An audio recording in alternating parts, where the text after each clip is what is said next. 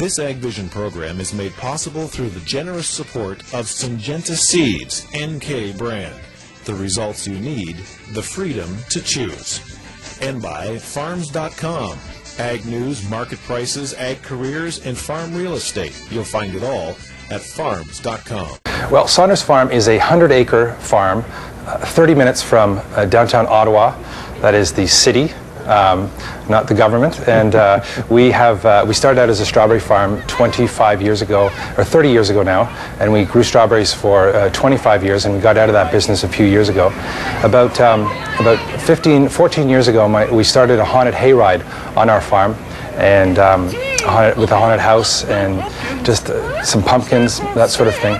Over the years, we've added some mazes and a stage show, a puppet show, parade, all sorts of great play structures. And now the farm is like a big play park for families, and they learn about agriculture, and the hook is the entertainment side of things.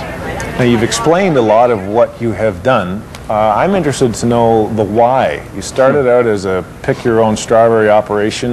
Eventually, you become a theme park. What was happening in your farm, in the business of farming, that you suddenly make what is probably a rather drastic change?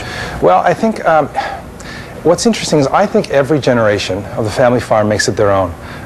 Whether it's new crops, new technologies, and we're just taking things in a little bit more of a bigger, different direction. What happened on our farm was strawberries were very popular. We were growing 25 acres and pick your own strawberries. In 1982, the peak year of our business for strawberries, we had 25 acres that we picked, and we didn't pick one ourselves. That was very rare, and it was a fantastic crop that year.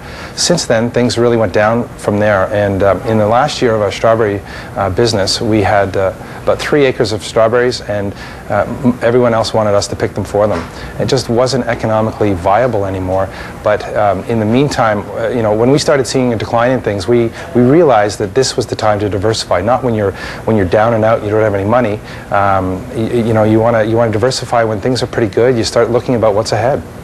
Agriculture is a pretty traditional industry, and so when your parents were in the process of rethinking and let's turn this into a theme park, your farmer neighbors probably thought you were losing your mind at the time, were they?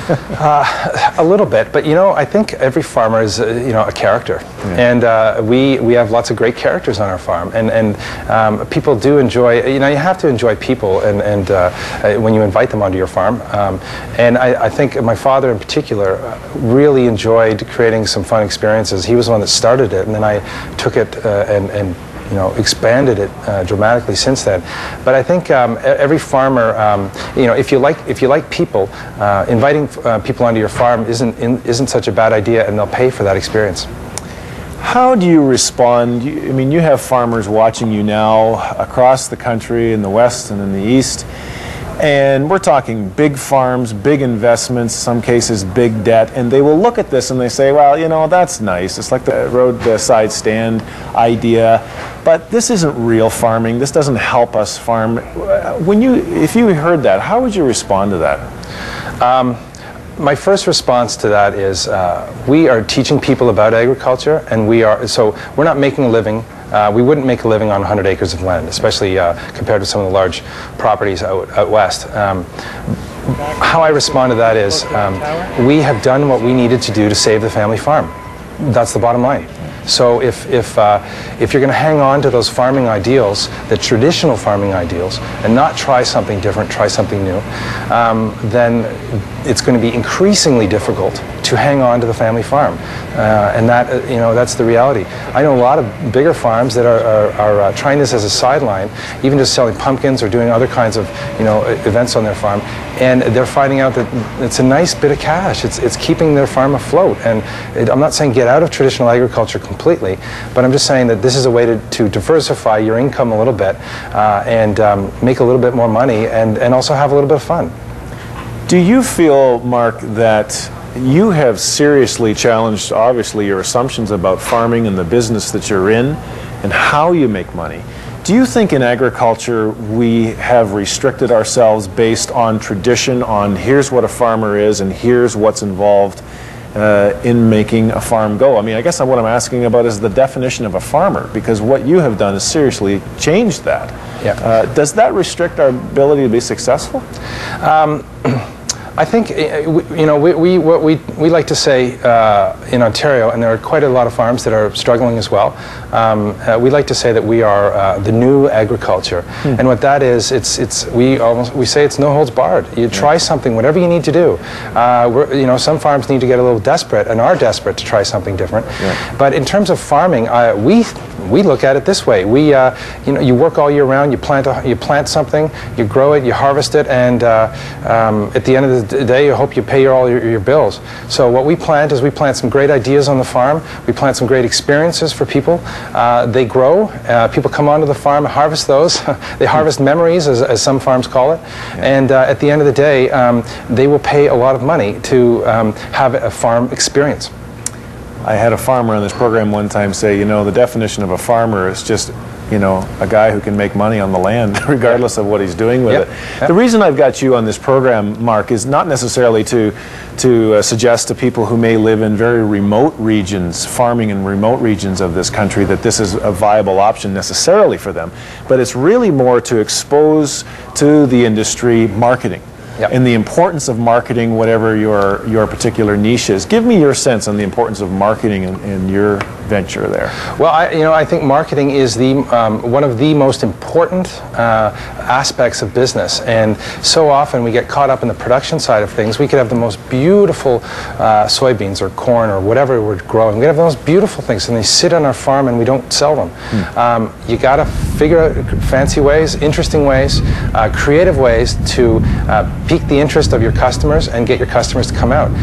The whole idea of what we call entertainment farming or agritourism, or whatever you want to call it, is we want to sell direct to the consumer, and because you're going to make the most amount of money for it that way. A couple of years ago, we started pulling businesses together. It's really difficult to market. There was sheep farmers, people that do fudge, people that do elk, strawberry farmers, all the various types of farmers, and it's very expensive to buy media. It's very expensive to advertise, for instance, and also so often people are sort of caught in the wilderness, and you don't know, sharing ideas. Who do you share ideas with? That sort of thing. So a marketing cooperative, I'm going to be speaking about marketing cooperatives and how to pull them together.